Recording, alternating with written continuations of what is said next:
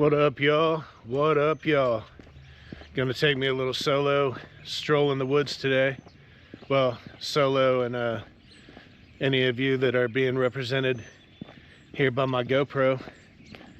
But yeah, so I almost didn't make a video this week due to my laziness, but I drug myself out of bed, got myself up, and I'm out here. So gonna do a little stroll with y'all. Who knows, talk out my thoughts. Maybe this will be a long video, maybe a short video, maybe not a video at all, but I want to go out here. I want to go out here and see these woods now that we've gotten all this snow. Out here at Germantown Metro, I don't know, see if any trees have fallen here. I know trees have fallen. I mean, I can see branches down everywhere that I don't think there was that much down before. But anyway, we get out here and explore the trail and explore my mind a little bit, talk it out with y'all, and I'll catch up with you here shortly. I don't think I've been out here to this Germantown side of this trail in probably 4 or 5 months. I think the last time was, if you guys been watching in the video where I put in the thumbnail that Jeremy tried to kill me because the dude just wouldn't slow down the whole time, and I couldn't keep up. It was literally freaking killing me, and it was like a summer hike. So I don't think I've been out here since then to do this long stretch. This Orange Mile, if you haven't been here before and haven't seen any of my videos I made out here, this Orange Trail is anywhere from 10 to 12 miles, and I know it's kind of a wide gap to estimate, but the reason I say that is because on all trails it calls it a 9-mile trip. Well, it's been expanded since it was a 9-mile trip, and that still hasn't been updated. So now they added like a prairie section, which I'll show you when we get there. But now when I take the complete Orange Trail, my All Trails app tracks me anywhere from like 10.9 miles to like 11.58 or something, you know, like somewhere. It usually swings around in that area. So I don't know, 11 miles is probably fair to say. It's probably 11 miles now. But anyway, yeah, I just wanted to throw that out there before we get started. And like I said, we're going to be following the Orange Trail, which is also part of the Twin Valley Trail. So when I've done videos at all 3 of these, but when you take this trail, you do this loop, and then you take a connecting trail that takes you over to Germantown, or Twin Creek Metro, and you do that loop, and then you come back. That's the Twin Valley Trail. It's like 27 miles, I think. It's a little warmer today than it has been, so the water's all melting. That's what I kept using to try to talk myself out of coming today too, is I kept trying to say, I think I'm gonna slip and hurt myself if I do. So I might as well just stay in bed and not do nothing today, because you might slip. You might slip and hurt your little tushy, you know? Can't do that, we can't have that, so might as well stay in bed and not do anything all day today. That's what I was trying to do to myself this morning. But fortunately, I was able to overcome it and get out here, because, like, you guys see them icicles hanging right there. Just seeing that right there, to the sound of that running water, is enough. I can go back to the car and go back home now. It's about 32 degrees right now, so just a little under freezing, but it is pretty cold. And I've got my down jacket and gloves with me, but I'm not putting them on, because every time I start out with them on, I get to a point where I start sweating before I think, uh-oh, I better start peeling some of these layers off. So I'm trying to do the go bold, start cold which really ain't too much of a challenge for me because I run pretty hot anyway. If the wind was blowing right now, I'd be struggling with it a little bit. But I'm actually good. I've got my wool base layer on. I've got my insulated, these are actually skiing pants. So I'm feeling pretty warm overall, but my fingers are a little cold. They'll warm up here shortly. There's the boardwalk we were just on, and you can already see how pretty it's going to be once we get out in these woods.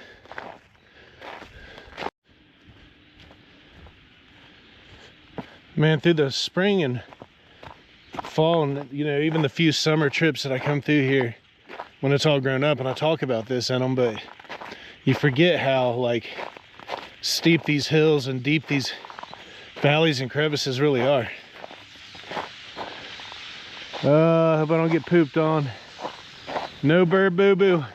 No boo-boo. Y'all should have been gone. What are you doing? What are you doing still flying around here? Yeah, it's warmer than it has been for the last week or so, and the trail's getting pretty sloshy and muddy. I had a feeling it was going to be like this because I knew it was going to get above freezing today, but I didn't think it'd be melting already. I didn't think that'd start happening until probably about 10 or 11 o'clock, and it's, well, I guess we're getting close. It's probably 9:30, so I guess I wasn't too far off. Forgot I'm a little later than usual getting started.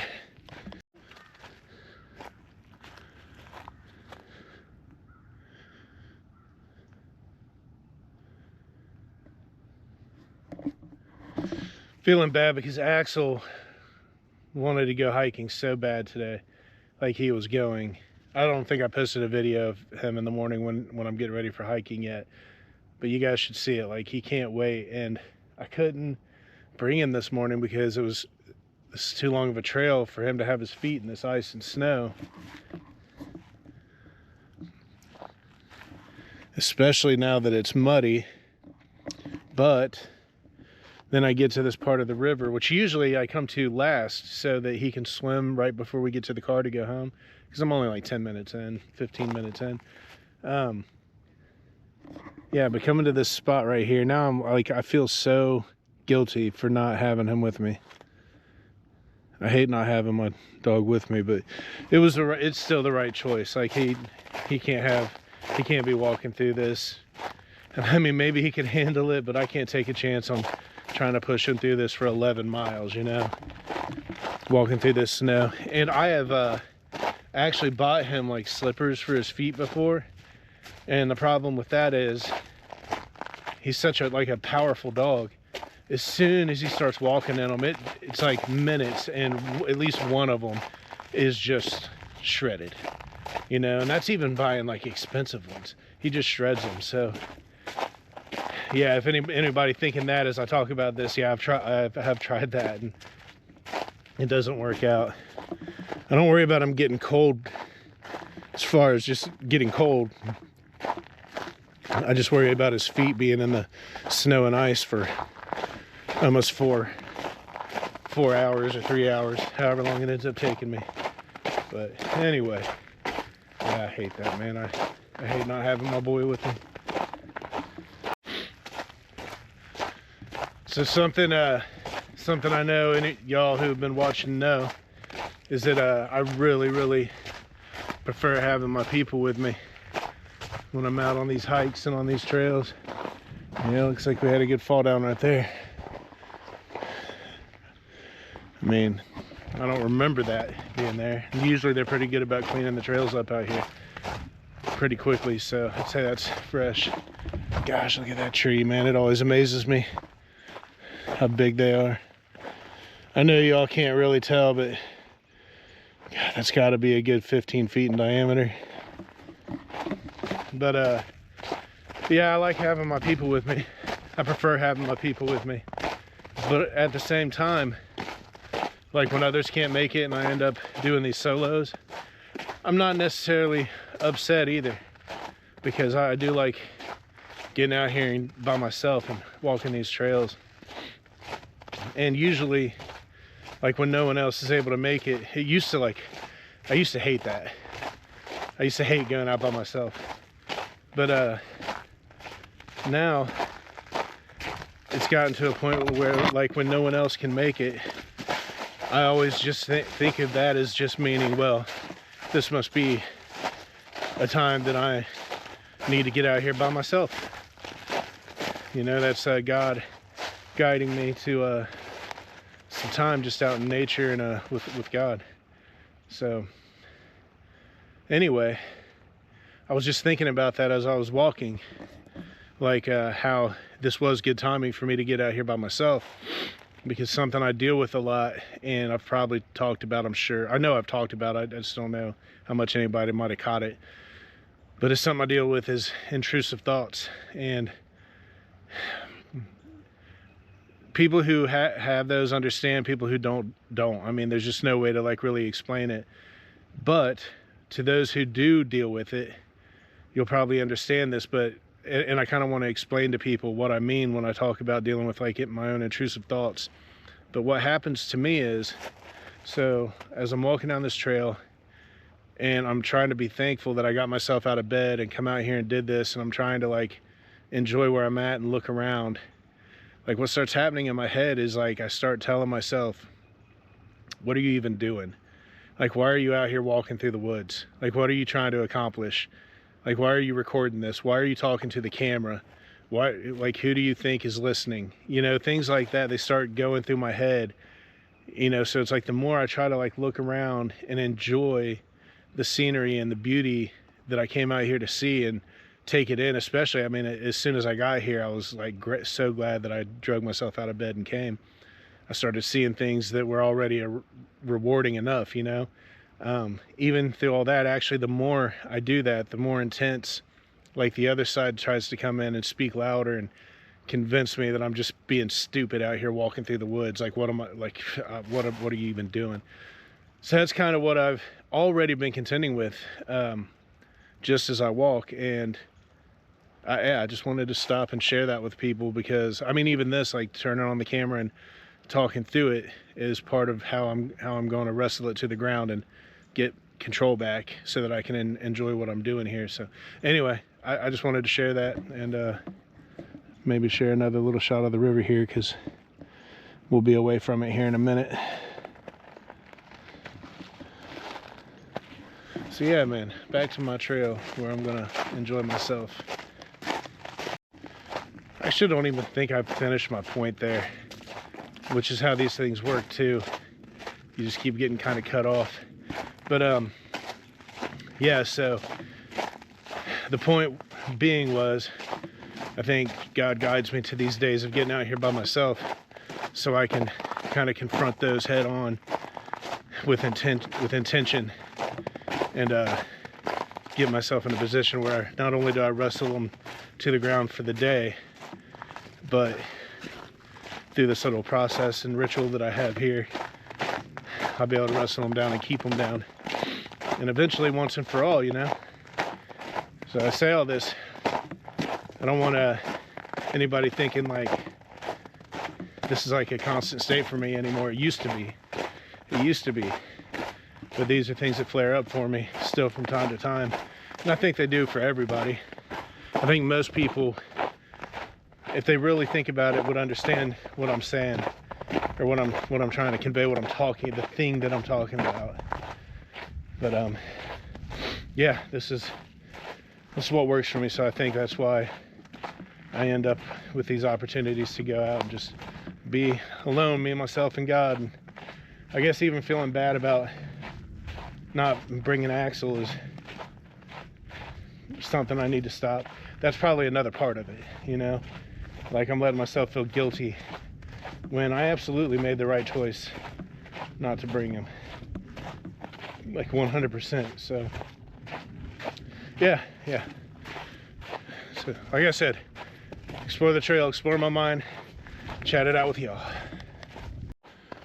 Again, for the newcomers, this is a stretch of old growth forest we have here in Germantown, Ohio, and This is like the mother tree. I don't know if it actually is a mother tree. I don't even know if that's a thing, but to me it is. And again, this, I have no way of showing you the true scale of this thing. I mean, it's, even putting myself in front of it doesn't, it actually makes it look smaller, I feel like, than what it is. It is, this thing is so big. So big. It'll be a sad day when I walk through here and part of she's fallen, you know. She's an old girl. But from what I've read, there's only like 3% of the old growth forest left in the United States total. And there's a nice stretch of it here in Germantown, Ohio, Germantown Metro Orange Trail, if you want to check it out. And look at all the trees and limbs down.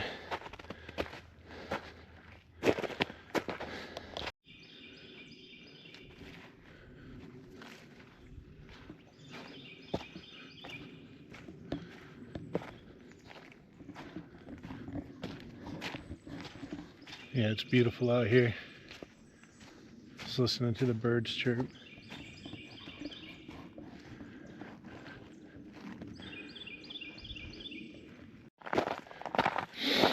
The meanest hill of the Germantown Metro begins here, and it might not look like much to y'all on camera, but it gets pretty toothy up here, and it also just kind of goes on forever. So I chose to do the hard way first today. So if you come here, you park at Boomershine Road near the Nature Center. When you go out onto the boardwalk to start your hike, turn right if you want to go the hard way first, left if you want to go the hard way last, and if you want to go down the hills rather than up the hills last. So I chose the hard way first, and I did that really with some intention, because I knew, obviously with intention, but my intention being that I knew I was probably going to get in my head a little bit when I first started. So I wanted this challenge to my physical body to help me as I take on the mental monsters, you know.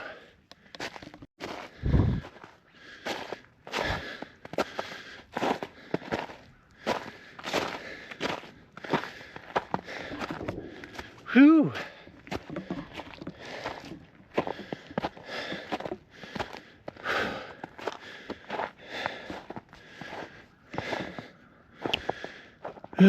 Be a fun little tumble down that hill.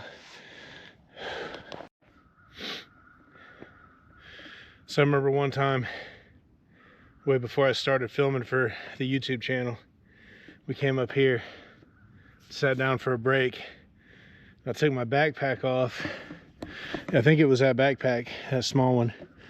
And instead of putting it there, I set it down like in front of me. And the bag was kind of top heavy, leaning forward. And as soon as I set it down, as soon as I let go of it, it said boom, boom, boom. Started rolling down that hill. But fortunately, that big root is right there, and that stopped it. But yeah, if it wasn't for that big old tree root right there, I would have had to climb down there and got my bag, which would have been fun, but that would have kicked my arsenal for sure, especially back then. Like back then, I was really struggling to do these hikes. Right now, I probably make it seem worse than what it is, struggle-wise. But I can knock these trails out fairly easy, really, now. But back then, it was taking everything out of me. Like, I'd go home after doing this exact hike right here. I'd feel good, but I would go home, sit down, and I'm talking like I'd get home at like 3 o'clock in the afternoon, sit down, fall asleep, and not wake up till the next morning. So it was really taking a lot out of me back then. I can imagine having to go back down and around here, because I wouldn't have went straight down to get that bag, and then I would have went back around and back up. That would have killed me back then. Fun memory though. So I just checked the All Trails map. We're 1.9 miles in. So if you Germantown Metro, Orange Trail, start at the boardwalk going right, 1.9 miles, so you hit the first and meanest hill. There's other hills on the way here, but like the first mean hill of the meanest, the meanest of the mean hills, 1.9 miles in. Just so you're prepared. Yeah, and another thing, 1.9 miles in, and if I would have had my jacket and gloves on, I would have already been sweating, because I'm about ready to take my hat off, and even maybe this outside shirt, because I'm getting hot. There's a little tree that's down that was not down before.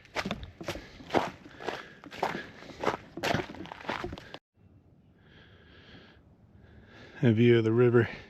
Remember one time walking right through here, and I looked over there, and everything was frozen. Like, the river wasn't completely frozen over, but it was like frozen like a quarter of the way out on each side.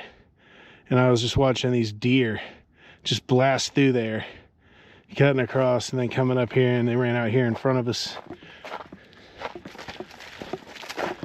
But it was like so cold. It always amazes me. Like, I understand they have fur, but how do these animals just be outside in the cold, even jumping in rivers and stuff? That blows my mind. I mean, it makes more sense to me since I converted all my base layer stuff over to wool socks and all that, because that made such a difference. It doesn't even make sense. So like, I understand a little bit more as far as like that there's something to it at least, but it's amazing. I was telling my mom the other day, it's like nothing man does can outmatch what God created from the beginning. Animal fur, wool, like it's crazy. It's crazy how much of a difference this stuff makes. And then watching them deer just blast through that river, and it's like 10 below zero. It probably wasn't that cold, but it was below freezing, and they just blast through there and mosey on like no big deal. If you guys have watched the video that we just did at Turkey Run, I was talking about how much more rugged that trail is than what we're used to out here, because I mean, this is what we're used to. This is about as rugged as it gets staying close to home. You know, there's a few more there's some more treacherous spots out at Yellow Springs, but as far as like trail condition, none of them are very rugged. But you get out there to like Turkey Run, and there's some rugged trails out there. Clifty Falls, that's a rugged trail. I had originally planned yesterday, I was going to go to Shade State Park and do the 6 Ravine Challenge, which I will do in the next few weeks. Not this coming weekend though, because I'm going to see Sublime in Chicago, no big deal. But anyway, yeah, those trails start getting pretty rugged for what I'm used to. So this is easy peasy, really, even when I'm all out of breath. A lot of times that's just because I won't shut up talking. But even when I'm all out of breath and act like I'm struggling, these trails are still freaking easy, you know, compared to what's out there. So just keep that in mind. If you want something rugged, get out to Indiana. That one at Brookville Lake, Wolf Creek Trail, that's a, I don't know, I guess it's probably at the high end of moderately challenging, at least for someone like me, 47 years old, slightly out of shape still, and probably always will be. But yeah, man, I don't know. I think that's all I had to say. Yeah, getting hot. Got to take the hat off just in time too. Little bench. Y'all have seen this bench before, I'm sure, but a little bench for me to take a break at, so I can pack this hat up. Again, another beautiful view of the river. And this snow just makes it look so serene. I'll tell you something I'm wanting to do. If we get more snow, enough snow, y'all let me know what you think. But I'd like to do a kayaking trip in the snow while it's snowing out. Maybe a short stretch down Mad River. I know a couple good stretches that would be good and safe to, like straight shot stretches. It would be good and safe to take in the snow, maybe get some of that scenery. How awesome would that be? So post in the comments if y'all would like to see that. Got everything I need to stay warm. Shallow water out there. If I were to fall off, would never be far from the vehicle really. So I think I can do it safely.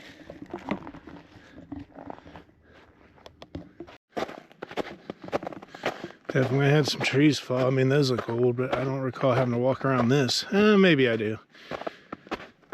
Maybe I do. I don't know. I don't think so though. I think it was standing. Yeah, I don't remember having to walk around that.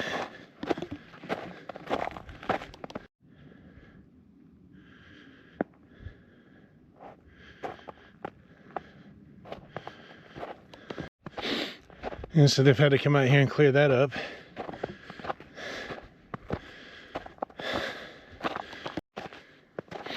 So today is December 7th, 2025. And I was just thinking about how 2 years ago, on December 15th of 2023, I decided to do my first solo camping trip. And first camping trip I'd ever done by myself as an adult. Maybe only the second camping trip period as an adult. But I did that out here at Germantown Metro, and it was me and Axel. It'd been cool if I had the GoPro then. But it was me and Axel, and it was pretty cold. Not like this, it wasn't snowing. We haven't had snow this early in a long time. But anyway, we camped overnight. I remember I cooked us each a steak for dinner, cooked us each a steak for breakfast. Packed up. The overnight camp was fun. Built a fire, cooked some food, just hung out with the dog, slept in the tent. It was awesome. But the next morning I got up, ate, packed up camp, and then me and Axel hiked this trail to finish off our trip. And I remember that it started raining. It started raining on us, and this might sound silly, but I had a poncho, but I didn't want to put it on because I didn't have anything to keep Axel dry. So I was like, well, I'll just walk through the rain in solidarity with you. Well, I remember getting to about right here where I'm at, and we came the easy way first because I was parked on that end. I remember getting to about right here and having this moment where everything, like I was feeling the rain. It felt good. Like the rain was, again, it was not this cold. It was chilly, but it wasn't this cold. But the rain felt good on my skin. I was walking with my dog. I hadn't run into anybody else. And I just remember like this feeling of being alive coming over me in a way that I had probably felt before, I guess. It'd probably be a stretch to say I never felt before, but hadn't felt in a while, at least. And I really think that even though I've been doing this for 5 or 6 years now, coming out and at least walking through the woods,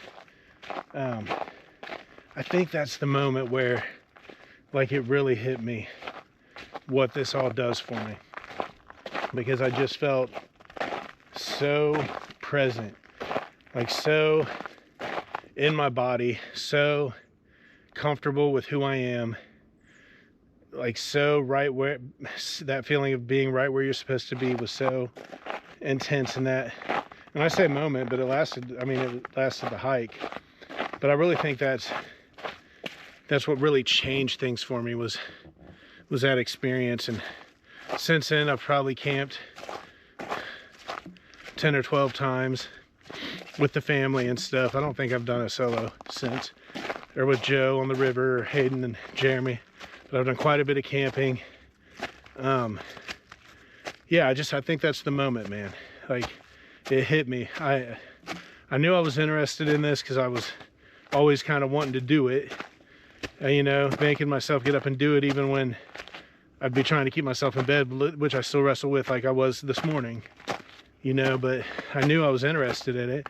Obviously I wanted to do it, but it's like that's the moment where it clicked and made sense as to why. And ultimately is what led me to getting this camera, so that I can share these experiences with you, because I have those moments often now, and there's no good way with words to convey it, you know. So I want to try and capture this experience as much as I can and share it with whoever might need it, or whoever's willing to watch it, you know. And maybe somebody else might get something out of it as well. Maybe I can kind of pay my blessings forward in that way, so to speak. So yeah, I just wanted to share that with you. I was walking up this way one time and like looked over on the ground, like right over here, and there was a dirty diaper. So I grabbed a stick and I picked it up and I carried it to there's a trash can back behind me, like 50 yards, another 50 yards, and I threw it away. But I couldn't help but wonder, why? Why was there a diaper there? Why was it 50 yards away from a trash can? Like, whoever changed a baby, why didn't you just carry it a few more steps? That's what I want to understand. It's so mind-boggling to me. I get you find the occasional water bottle. Sometimes those fall out of people's bags. Sometimes they sit them down and literally forget them. It's not always just tossing out a trash and intentionally littering. But when you find a dirty baby diaper in the middle of the woods, off of a commonly used trail, you got to think, did somebody just toss a baby diaper? And I think they did. And whoever you are, if you ever find this video, you should be ashamed of yourself. And I just wanted to put that out there. I was zoning off in thought and looked up and realized I'm already at the dam. I forgot how quickly you get to the dam when you go this way. Let's see. Let y'all know how far it is actually.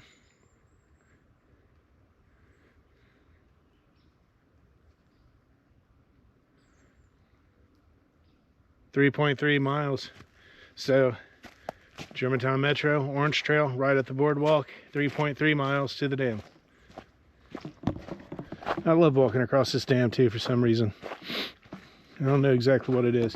I love every part of this experience. That's why I keep doing it, but this is kind of like always one of my favorite parts, is to walk across this dam.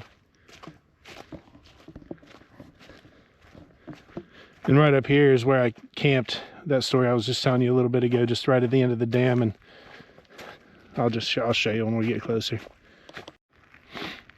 So they're working on the dam down there. My son-in-law Johnny, he was on that crew working on it. He's not anymore, but he took a position at another location.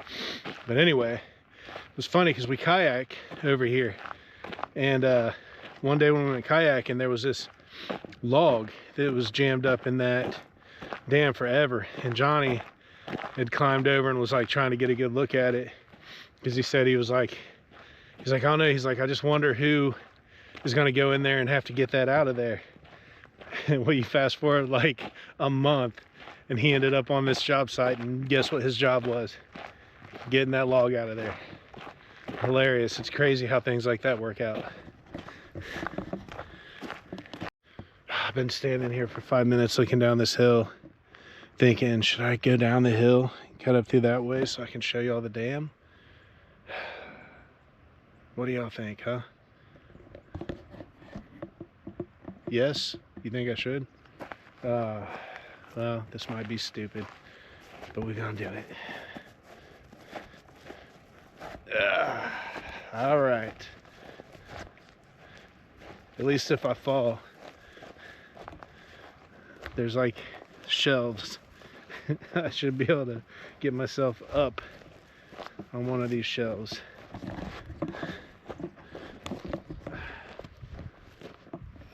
Let's see how this will look for a thumbnail. Alright.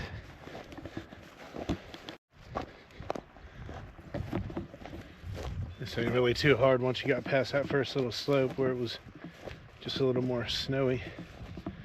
Ground's getting hard. I thought it'd be a little sloshy, but it's not. Alright. Show you all this dam.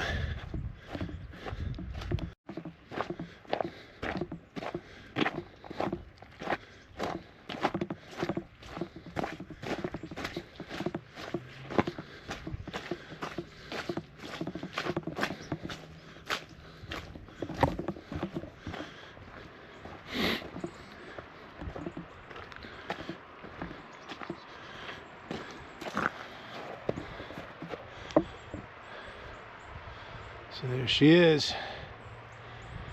And we've never came through and kayak from this side, not yet anyway. We start on the other side, which I won't be able to show you because I don't want to climb back up there and then cross the road and go to the other side. But you can kayak right through here, but you can see the water is really not high enough for kayaking here. This river, you've really only got like, once spring hits and we get some good rain, you've really only got until about mid-July or probably early July if we get the normal amount of rain. Mid-July if we get more than usual. But that's about all you get to kayak this river because it's Twin Creek. It's a creek. When you can do it, you'll just be doing a lot of dragging, which I'm not opposed to, don't get me wrong. So we might end up doing it. This might be a good one to do a snow kayaking trip on, even if the water is at least deep enough on the other side. I'll have to go check that out maybe when I leave here today. My feet are getting heavier with every step because this is a utility lane to get down to where I just was. So it's just all muddy. This is what I do to keep you entertained. And I love it. I always wonder if that gnarly tree was made it to grow that way intentionally. Like, it's really strange. It comes up, splits into two trunks, and then reconnects back as one trunk again.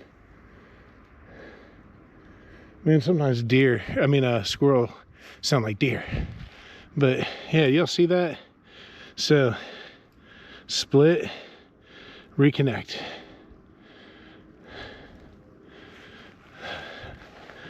I don't know if I've seen a tree quite like that before. Maybe, I don't know. I didn't start paying attention to that kind of stuff even until I met Doogie from Doogie's Earthworks. So go check out his channel. I'll try to tag it here. But until I found his channel and met him, I never even thought about stuff like that. But that's pretty wild. I mean, maybe it was just overcrowded and forced the branches back into each other like that, but it just seems bizarre. I could walk you over and show you that camping spot I first camped out at. Assuming there's nobody there. It's not too far. Just go up that way and to the right. What do y'all think? You want to see it? You do? Okay. Alright, here we go. Just so you know though, you're going to get me in trouble with Lynn because she wanted me to get this done quick and be home. But now I've I've already added 2 extra steps because of you guys, so just know she's gonna be very upset with you. You know, I'll also point out, since we're going this way, this is what you do if you park off a Conservancy Road to start the Germantown Metro Orange Trail here. You would come down those steps and then you would make a right to go and stay on the Germantown side.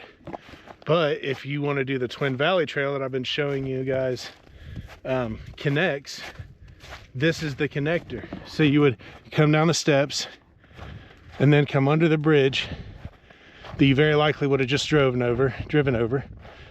You would take a left down the steps, come this way, and this takes you to the connecting trail to make up the Twin Valley. I'll show you the well, you can probably see the Blazer right there, but I'll show you when we get closer to it too.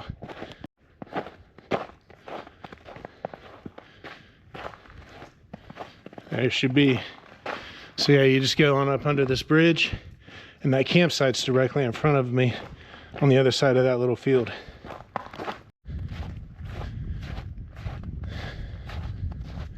So this runs up to a parking lot, but this isn't, you don't want to go back up into the woods here. You got to come all the way down, just walk through the field and cross the road. Actually, I missed it, but somewhere on the left, I forgot you can kind of cut up back in. There's a little trail there for you to take. I always just walk through the field. I'd completely forget about that every time.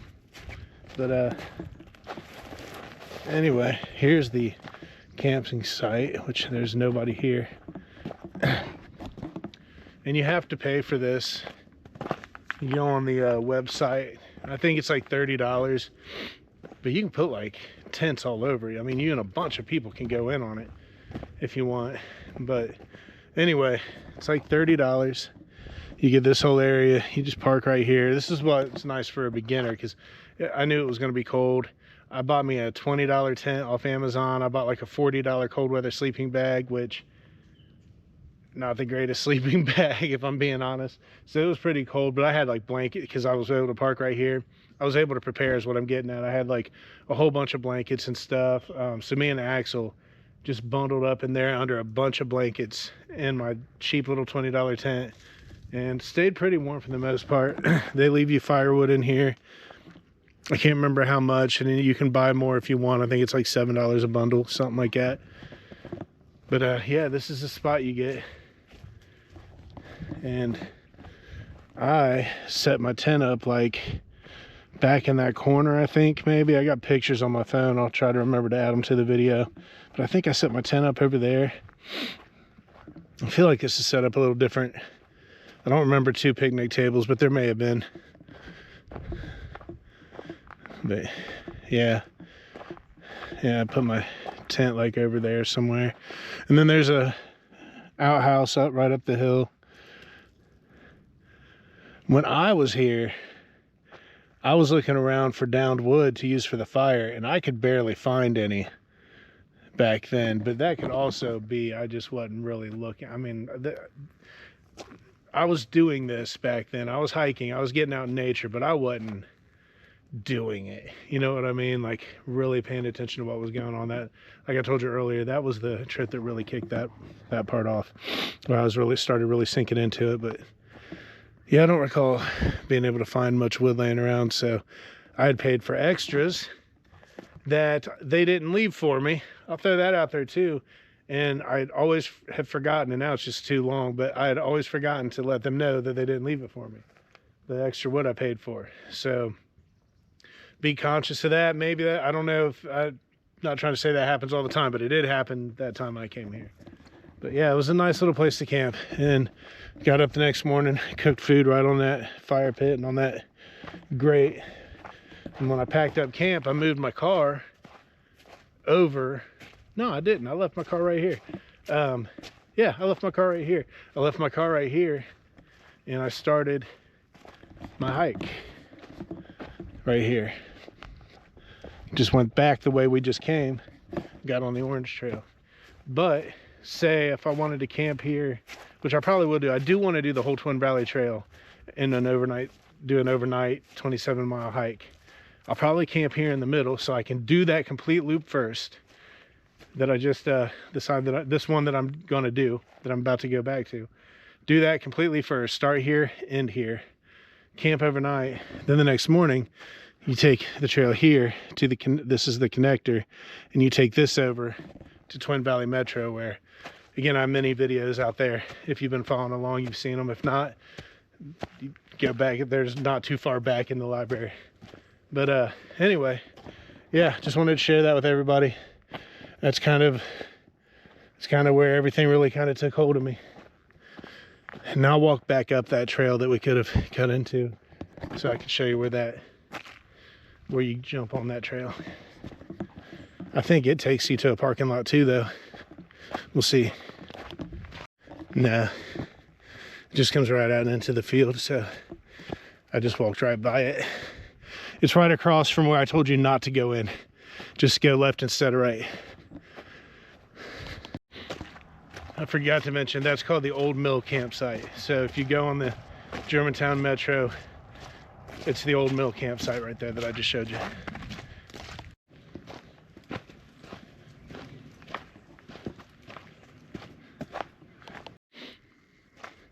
I'm telling y'all, man, you'd come across a couple squirrels jumping around, and it sounds like a deer running up out of the brush. That's what just happened. It was just like 3 squirrels, but it sounded like a big old buck was about to charge me or something.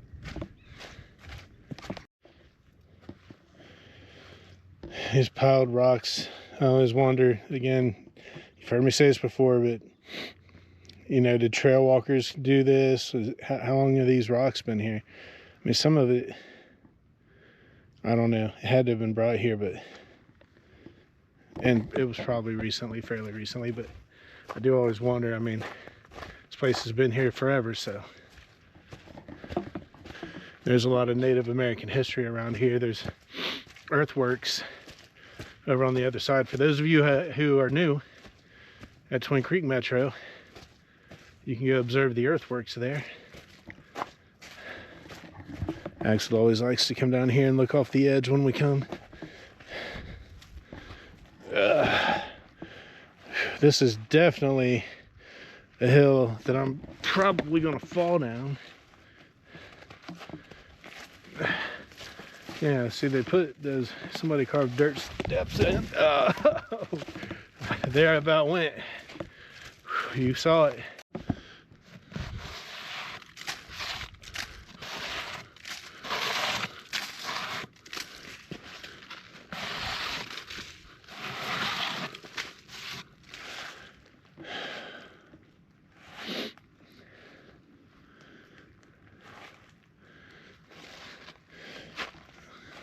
I don't know if I want to sit there. I got towels in my bag, but it'll probably soak through.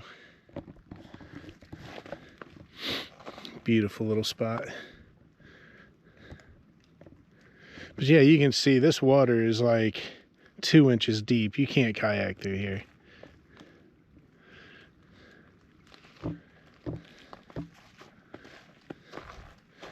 Screw it, I'll sit down.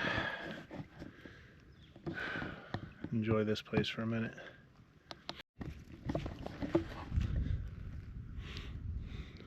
Such an old tree.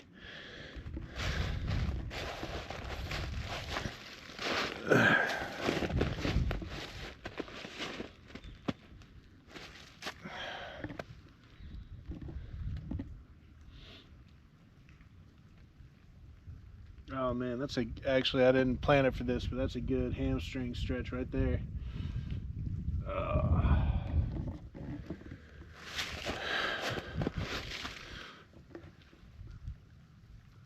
Oh yeah, boy.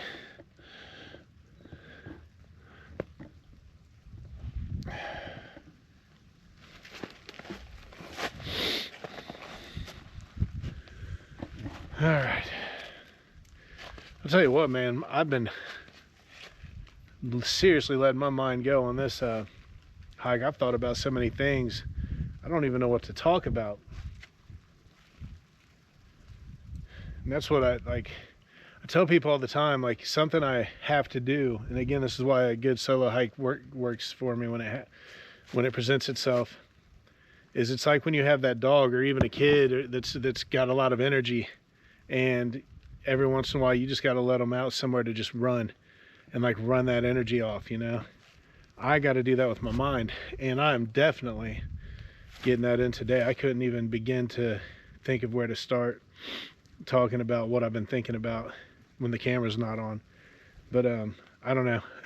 I'll get to it here shortly. You know me, I ain't gonna stay quiet for too long. That's a nice little break. So we are heading back to the trail. I just checked the app, and so far we've gone 5.5 miles. So about another 5.5 to go. Right here's where I about fell and just about fell again. Every time I start talking, I get the hiccups.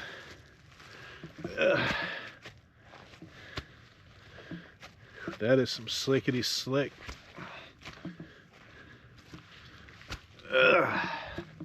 Slickety slickness right there. But off we go.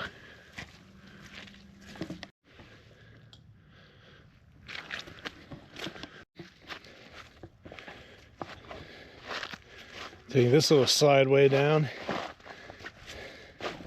Already about busted it twice just coming down that little hill. Thank God for the roots. I was able to use them to keep myself from falling.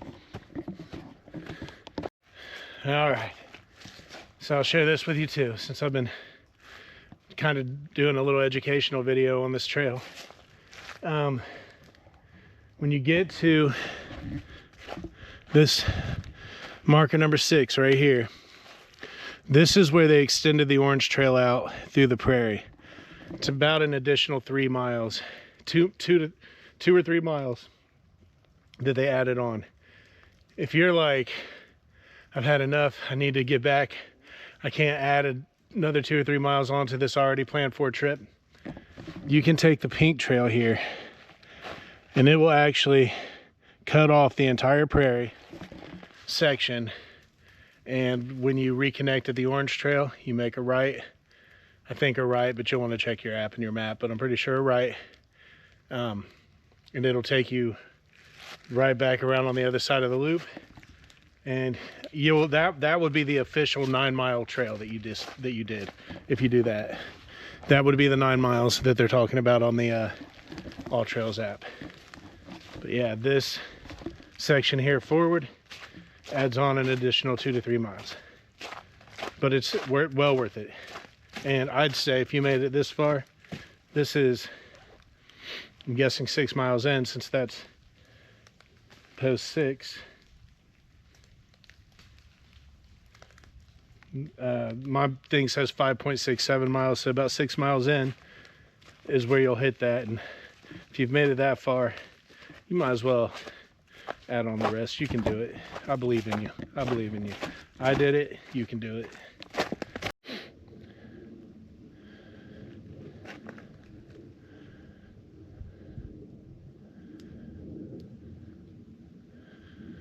Definitely got some trees down. So I'm kind of like summing up my thoughts of the day so far, and there's no way I can lay it all out, but I think that maybe the thread that kind of runs through it all is something me and my Bible study, Abundant Life Homestead Bible study that I join Monday through Thursday every morning, which y'all should feel free to join if you want a good place to find some good spiritual nourishment, because it's very round table discussion. It's nobody's preaching to anybody, and it's nice. But the lessons have all kind of, well, there's maybe two threads, have all been pointing me to think about empathy and shoot, what was the other one? I lost my train of thought because I'm trying to not fall. Empathy and intention. setting our own intentions for things. So with the empathy, I've been thinking a lot about it today, because it really is something, and this is not some philosophical freaking takes a genius to figure this out. It just takes looking around and thinking for 2 seconds. But there's not much empathy in the world. And I used to be one of those people that was very unempathetic to the rest of the world. But so, as obvious as that might be to anybody, I think it's worth calling out, because I think one of the reasons there's such a lack of empathy is we've been becoming more and more detached as people over all of time. And it's been catapulted with, ironically, things like the internet, YouTube, Facebook, things like that. It's pushed people away from face-to-face encounters, and everything's face-to-screen encounters. This is why I say things like, I'd rather you start your own adventure than stay tuned to mine, you know? Not that I don't want people watching and I don't want to grow my channel, but I'd much rather you be out doing your thing. But I wasn't always empathetic. You know, I always had a conscience that would tell me when I was being a prick, you know, but I wasn't empathetic because I didn't know how to be. I didn't know how to relate, and that not knowing how to relate to people has just been sharpened by the divide over time, is what I'm getting at. But anyway, one thing that I started doing with my self-study is I would ask myself, like, how can I observe this? And this is there's lots of different ways anybody might look at the way I'm about to describe this. So just understand that I'm just trying to break things down to something digestible, and it's just a thought, it's just a theory, like theories and thoughts of mine. But I started thinking of things in from the perspective that everybody operates within a different realm of reality than what you do. And what I mean by that is, you know, once somebody is not directly in front of you, once there's a wall between you or some distance between you, or they're not right, once they're not right in front of you, there's a whole consciousness that's happening still there in that person's life anyway, where they're experiencing this just like you are, whatever room you're in, whatever food you're eating, whatever it might be. So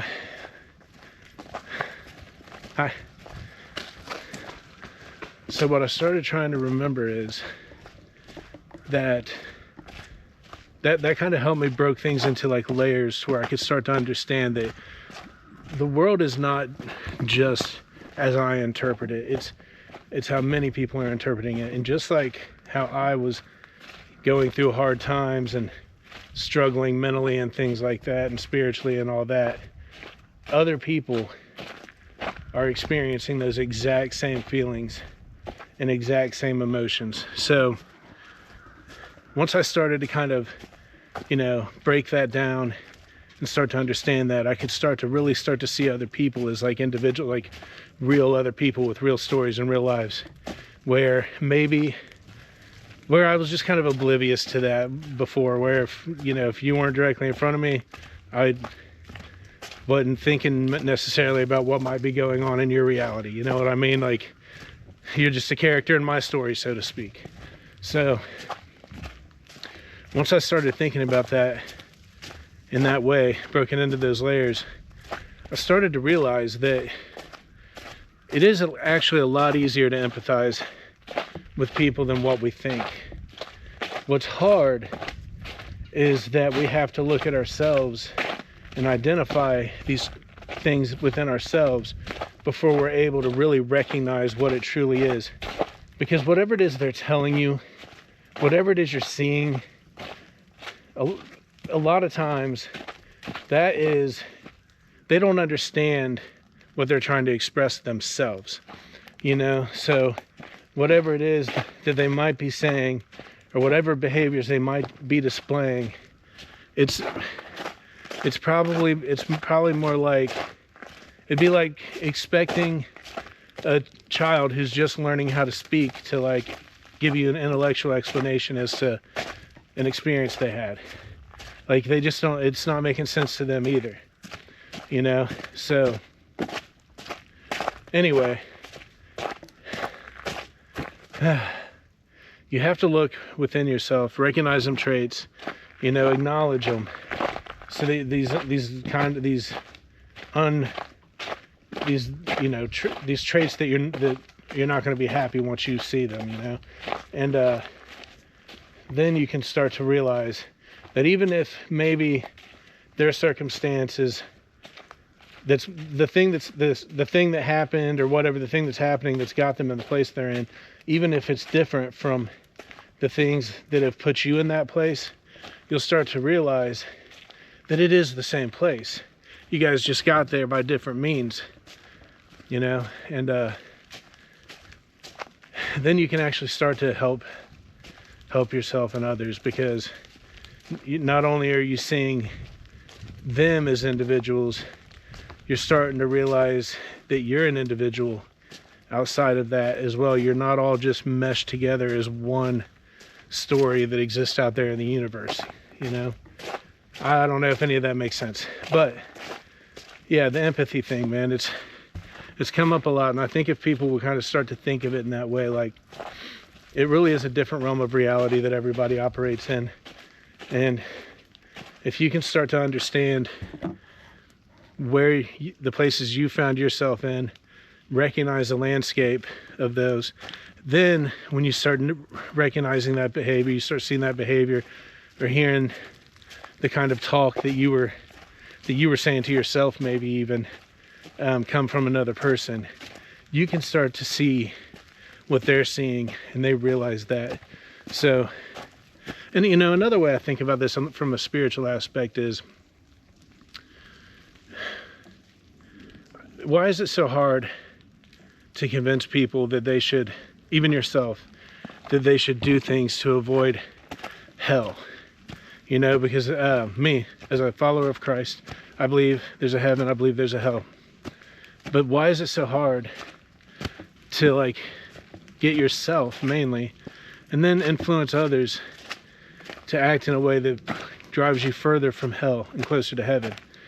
And I think this is where, like, the empathy, the missing empathy is really problematic, because what we fail to do is, like, we're failing to realize that those realms of reality that a lot of people are in, that's different, or maybe even the same as yours, oftentimes it seems like hell, or is hell. So we're trying to warn them away from a place that they're already in. And once you find that way to connect and relate to their situation through empathy, and they start to realize that you can see what they see when they look around their world, that you can see that through what they're displaying, that's when you can really reach in and help, and take somebody's hand and start to help pull them out of the pit that they're in, you know. But it's like, it's a trust thing. Without the empathy, we can't establish the trust. And there's always a way you can relate. Like, I say this all the time, I've heard people say things like they can't understand someone becoming addicted to heroin and letting things get to that point. And these people, a lot of them, because this is most people, I'm not picking on anybody, but a lot of the people that will say things like that are also people who can't get their day started properly without, like, 4 cups of coffee, you know. Now, I'm not saying this is an apples to apples, coffee is heroin, or anything like that. But what I'm saying is that little seed of, I can't do this without that, that's addiction. That's what addiction is. That's where it starts, you know. So if you have a hard time getting going without that cup of coffee in the morning, then you are equipped with enough information to help someone who's addicted to heroin. That's what I'm saying. You know, and you can understand their situation much better than you allow yourself to think you can. So,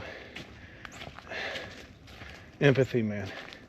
We got to learn to have true empathy for people, not just sympathy, not just virtuous acts of kindness, like true empathy, like be willing to see into the hell that another person has experienced and let them know that you've been there too, you know. So I don't know, there's my woods ramble for the solo hike. You know, intentions is another part of it, but maybe I'll just save that for another time. Hopefully my little rant there doesn't sound like I'm trying to tongue lash people, man. I'm not. I don't know anything. I just want to be clear about that. But I do just think that it is easy to recognize that. And again, you know, going back to when I was talking about it, in order to, I really truly believe that in order to even recognize traits in others, you have to have already looked at yourself close enough to recognize that in yourself and know what it is. So I'm talking about me as much as I'm talking about anybody. You know, I still don't show empathy always in the way I should. It's very hard sometimes to not put yourself first, you know. So yeah, I hope that I don't come across a lecture-y or anything like that. I mean, I guess I don't care really how I come across, but I do want to be taken the right way. And it's very hard, I think, when you talk about anything, when you get into deep thought or conversation about anything that really requires unpacking. You know, I just want to be, I want what I'm saying to like actually be understood as I mean it, and not like I just think I know what I'm talking about, because I don't. I just come out here and I start thinking about things that I've talked about lately or discussed with people or seen on YouTube or whatever it is, read in the Bible. You know, a lot of this talked about in Bible study. I just come out here and I start to digest all that information, and I think it's worth documenting, even if like I don't say things that people agree with or whatever, just for myself, so that I have the record where I can go back and listen and be like, okay, yeah, that makes sense what I was thinking there, or what the hell was I thinking there? Because a lot of times that's the result when I go back and watch these videos and listen to myself. It's like, what were you even talking about? But anyway, yeah, I don't know. I just want to make sure that I'm understood. People are going to take things how they're going to take it, but I would much prefer to be understood as I'm not trying to be critical, I'm trying to point out things that I think are problems that wouldn't take much to correct. There's one of them old ones that fell. I'm pretty sure this one was down last time I was here though too. I think I remember that one being down. So when you get to these steps, which are, let me look at my phone, 7.8 miles in, these steps to go up to the road where you're going to cross the bridge. If you want to, you can go down to the left here, go back down by the river right quick, which I'm not going to do. I'm going to take the steps. I mean, unless you guys want to see it. Or you want to see the river? All right, cool. I'll take you down there. All right. I think this is like 3 things now I've added to the trip because you guys wanted to see it. So wind gonna be hot, man. I'm just telling you, y'all are in trouble. The guilt of not bringing axles back, because I was just thinking we've been out of the ice and snow for quite a while. Like his paws would have been fine, but better safe than sorry. But yeah. And I was thinking about axle because he'll usually run down this bank and go swim for a little bit. Again, I got videos of us out here and him doing it. He'll like run down there. Right now I'm standing on like a bunch of wash from the river. Probably should back up a little bit. But I don't know, it's a nice little spot for a quick break. There's an old wrecked John boat. But we could pull that out of there and fix it. I bet we could pull that out and fix it. I'm gonna have to show that to Hayden.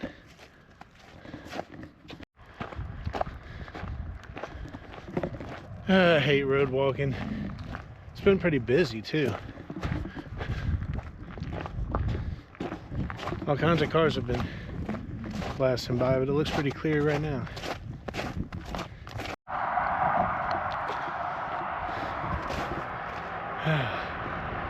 Now there's one coming at me.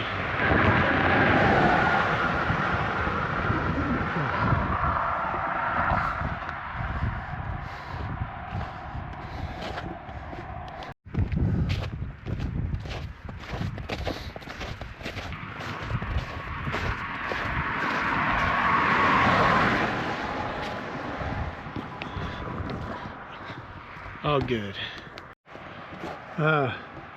I meant to film over the edge of the bridge while I was over there, but I was nervous about these cars and I forgot. My bad, y'all. My bad.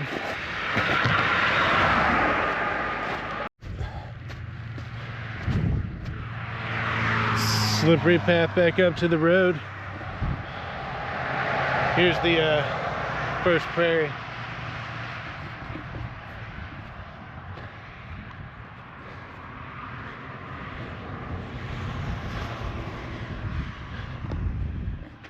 Beautiful out here. 'Tis beautiful out here. Tell you what, if this channel ever does blow up, I hope I can get some sponsorships from these wool suppliers, because I got on these wool socks that I switched to a couple years ago, and I swear, like, I can tell, not to be gross, but I can tell that my feet have sweated a little bit and the socks a little bit damp, but it is still, my toes are so warm. And it's because wool is like the only thing that can retain heat even when it's wet. So I just got to share that, because it's pretty remarkable. Like, my feet are not only not cold, they are toasty warm. And you see what we're walking through. So yeah, man, wool's the way to go. And maybe one of these days I'll share my brands. You can probably see it somewhere on my shirt or something, I'm sure, a sleeve or something. But yeah, wool. I think earlier I didn't mention it, but I'm pretty sure it's in one of the shots. There's a sign that said Sled Hill. Here's the Sled Hill.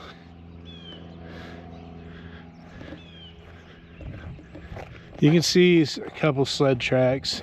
I don't know if y'all can see them. They're real fine. It comes down almost center.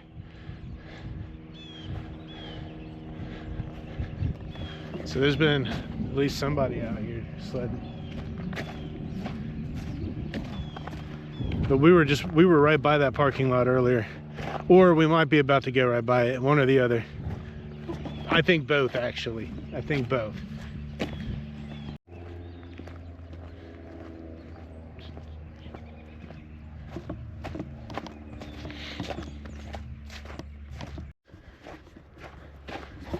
I'm gonna keep this camera on as I walk through here, because very often I jump deer right here. It's funny to me that it happens as often as it does too, because you'd think they'd have figured out by now not to lay down next to the main trail. And usually, I mean, a lot of people hike this trail, so there's a lot of traffic. Pray God this snow kills off all the ticks.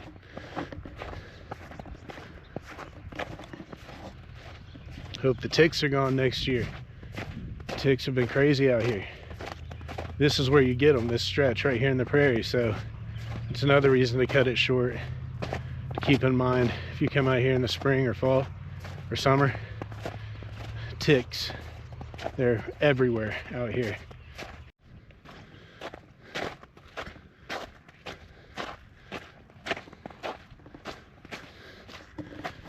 Yeah, I think I will take a break because it's going to be a minute before I see another bench like this. So I was hiking out here a few years ago with Axel, and I'd seen this guy. I ran into this guy, and I've seen him once or twice since, but I don't think I walked past him or got to talk to him again. I think I might have seen him from a distance or something. But anyway, I walked past this guy, and he asked if he can pet Axel. Probably told this story before. He asked if he can pet Axel, and I'm like, oh yeah, he's a friendly dog, you know, pet him.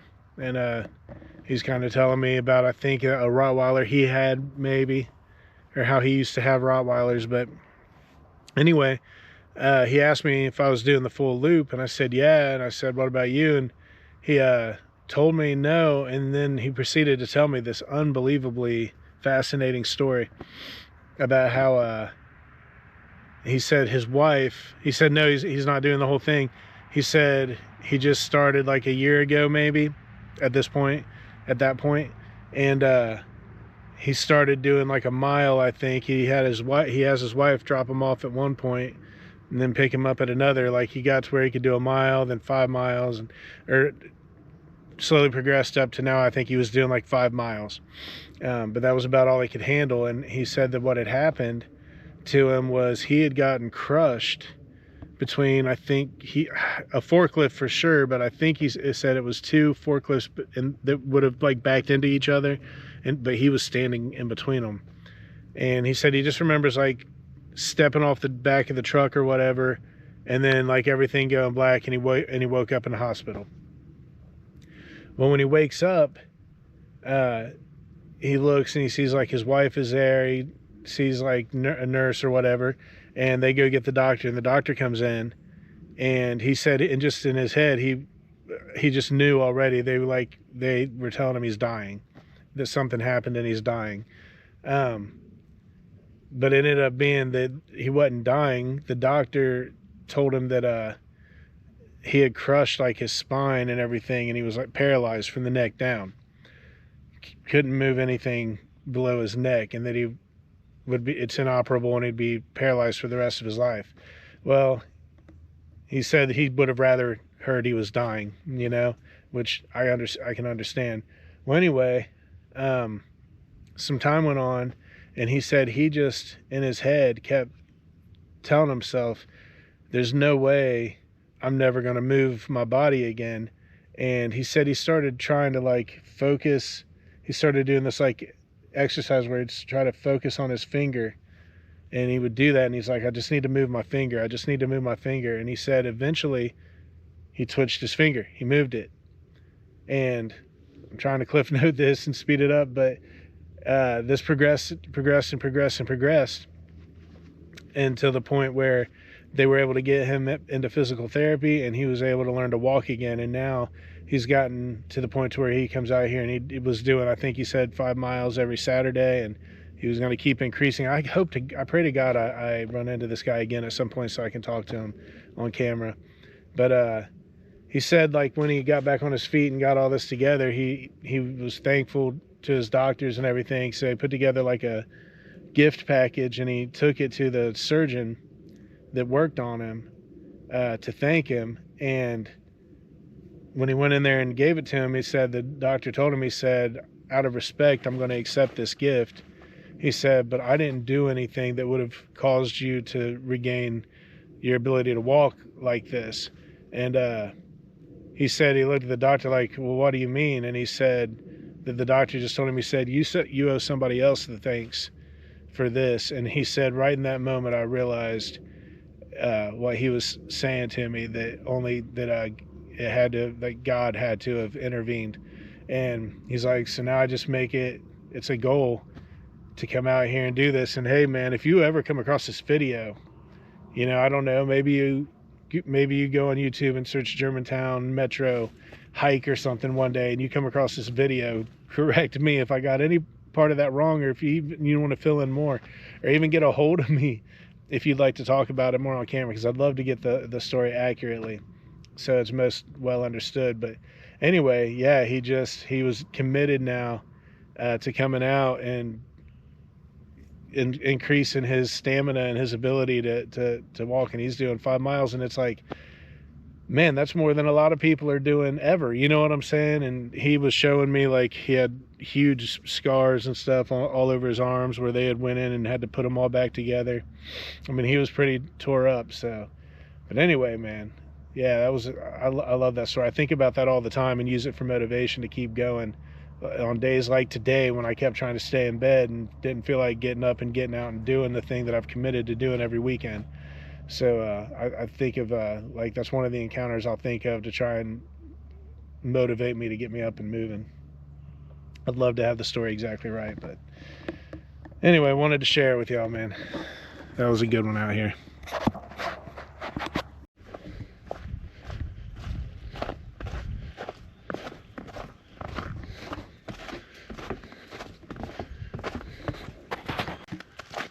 Let's see how far we are in.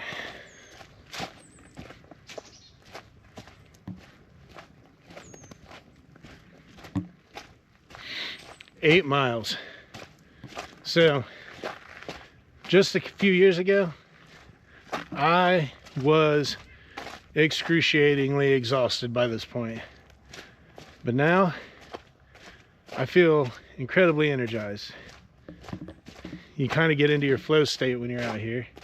I disrupt it a little bit every time I turn the camera on, but you get into your flow state out here and you feel energetic and ready to go. And I don't know, man, it feels good. And it's just so funny how different it was from just a few years ago. And the reason I mention that is because I know a lot of people want to start doing stuff like this but talk themselves out of it because they're not in shape.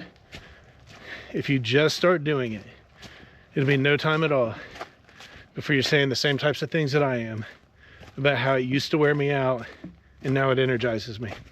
So I just want people to take that into consideration. And if you're interested in getting out and doing things like this, just start doing it and just stick with it. That's all. Nice little lookout over the prairie that we're about to head into.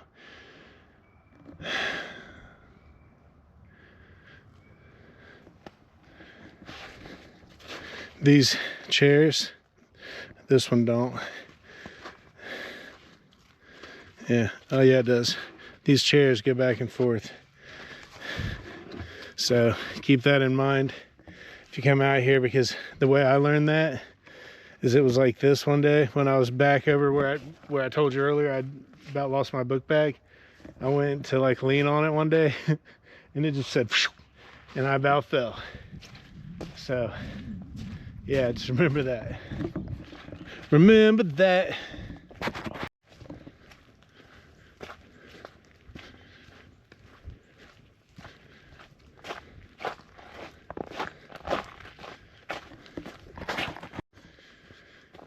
Yeah, man, there's all kinds of limbs and stuff down that weren't down before. Private property right there.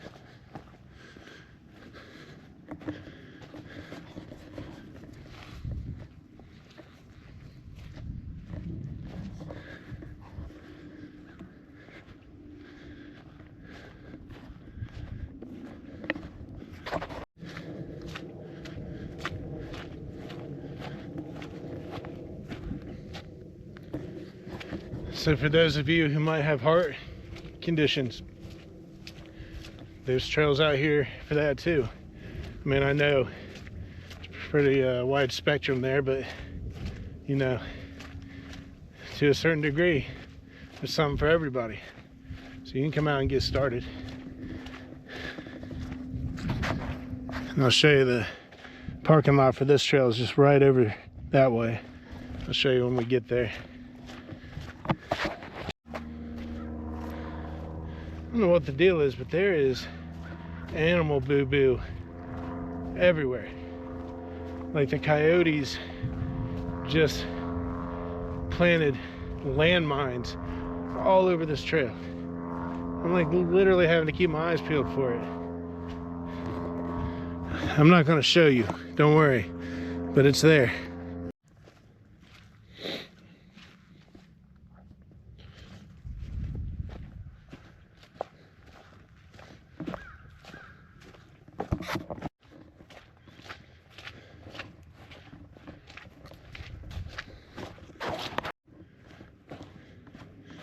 One and 1/4 miles. You're doing good. You're doing good. Keep it up. Keep it up.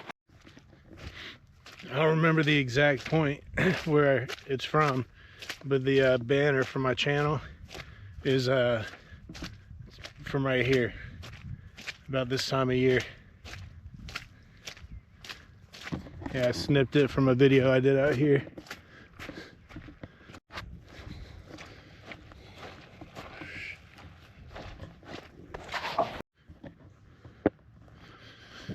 Here's a parking lot for the Heart Healthy hike here, which is the prairie that was added to the Orange Mile.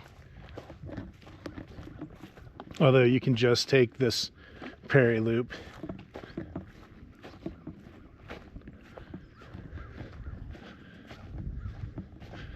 Yep, you just park right there, follow the signs. So we're not terribly far from the end here, but I'm gonna take a break and drink some water for a second. So we're at 9.93 miles right now. So yeah, All Trails is definitely not bright, and I'm on Onyx is what I'm using right now. So it's still coming out well over 9.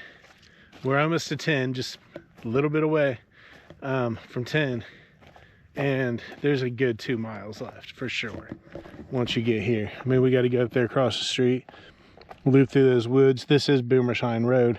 We're gonna loop all through them woods and then go back up to the parking lot up that way. But that's a nice shot. But yeah, got to loop all the way back around up that way, so there's at least 2 miles left, and I'm almost at 10. So this has got to be a 12 mile trip. So you remember, yeah, so somehow you end up on the purple trail. So back there when I told you if you want to cut it short, you must take pink to purple and then purple to orange. But I think no matter what you do, it ends up coming back to orange. But the way I normally go, yeah, you must take pink to purple and then back to orange, 'cause pretty sure that's where you come out at. We'll see if there's a pink trail coming in up here. I can't remember.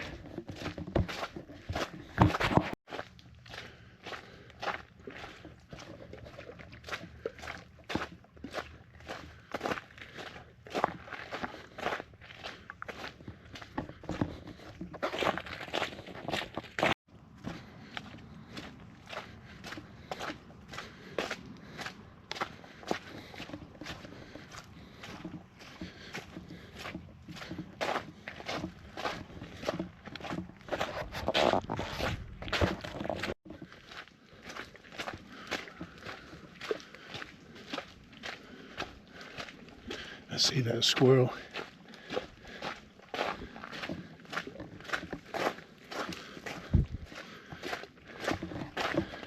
All the snow melting out of the branches is like a light little sprinkle of rain.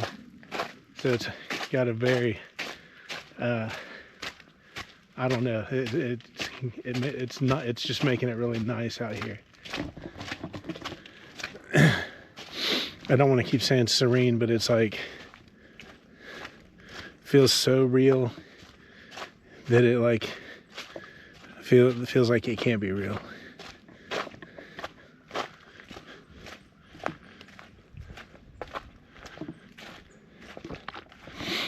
Like stepping into like a painting or something.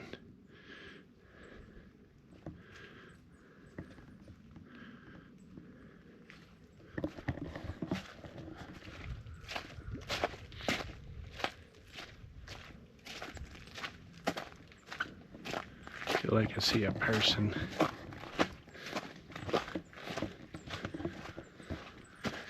But I think it's just some logs. There's either logs piled up next to a tree down there that look like a person, or there's a person sitting next to that tree down there.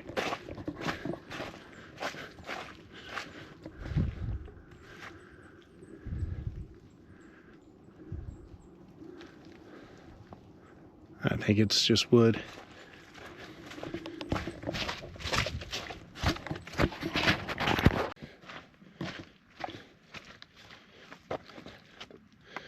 Hello.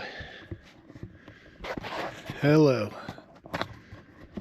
Hello from the weirdos outside, whoever you are.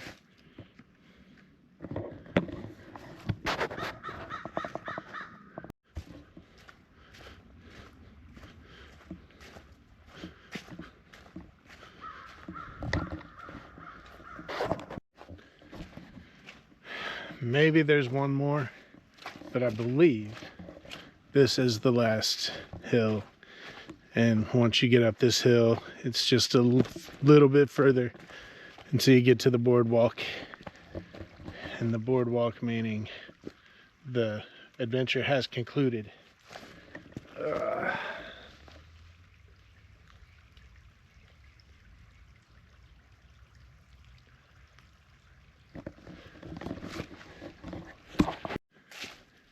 That wasn't even close to being the hill I thought it was. But we do have one more pretty decent hill before we get to the boardwalk. So I'll check in when we get there because I think it's just right up ahead.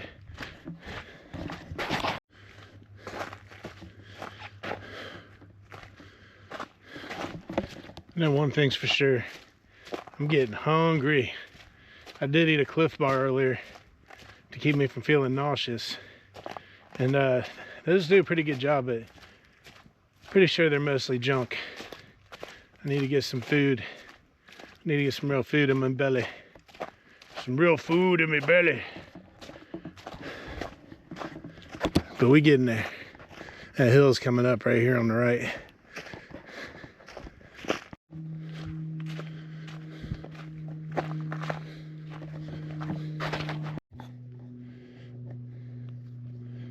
Yeah, so I don't know if you can see that, but we're at 10.96 miles right now. And still got a little bit of a ways to go.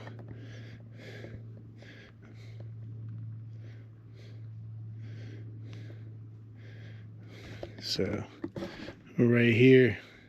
We're going here. There's at least a mile left. I mean, we've almost been exactly a mile since the last time I checked. And I think I said there's at least 2 miles left. There's got to be at least a mile left, so we'll see. We're getting there though.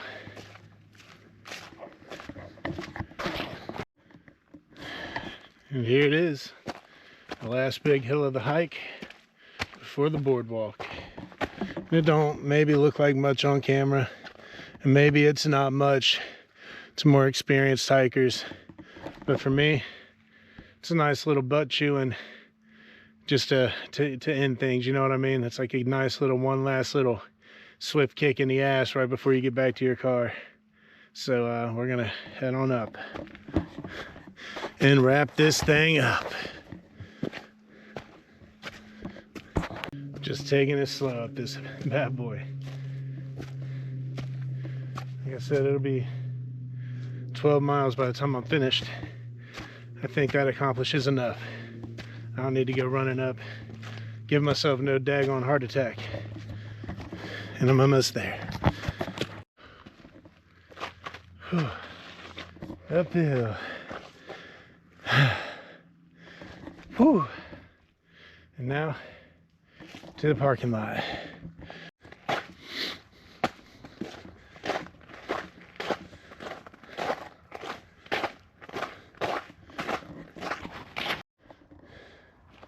Looks like creatures trying to break out of the ice.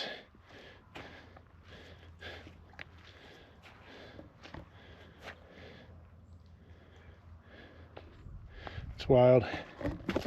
Wild stuff.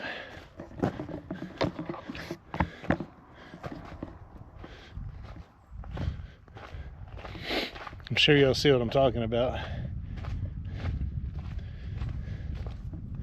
Like some Stranger Things creatures.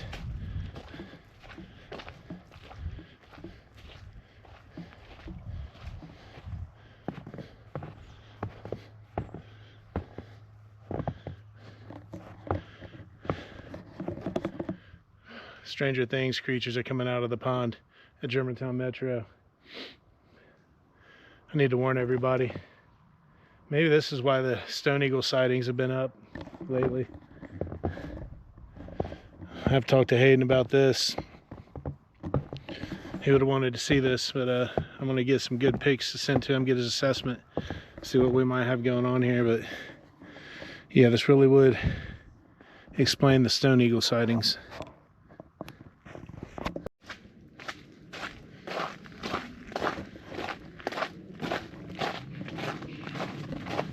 It's been a nice hike, man. I'm glad I got myself out of bed to come and do this. Glad y'all came along with me. I really do truly appreciate you. It ain't over yet, but I just want to let you know that. Do me a favor.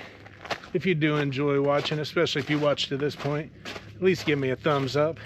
Or if you watch to this point and you didn't like any of it, give me a thumbs down. That's really all I ask. I'd appreciate that. Help me get picked up by the algorithm. We're back to the boardwalk.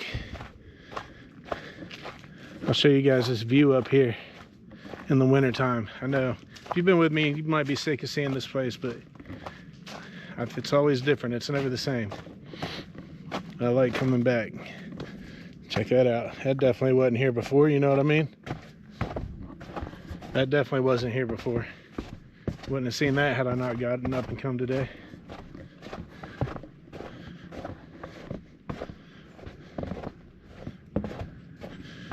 Pushed one of them trees off down there. It was covering up the trail one morning when I got here. It was laying across the boardwalk, so I pushed it off. Look at that.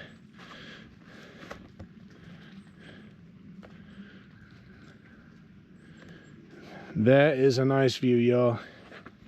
And with that, I love you. Be weird out loud. Thanks again for coming along.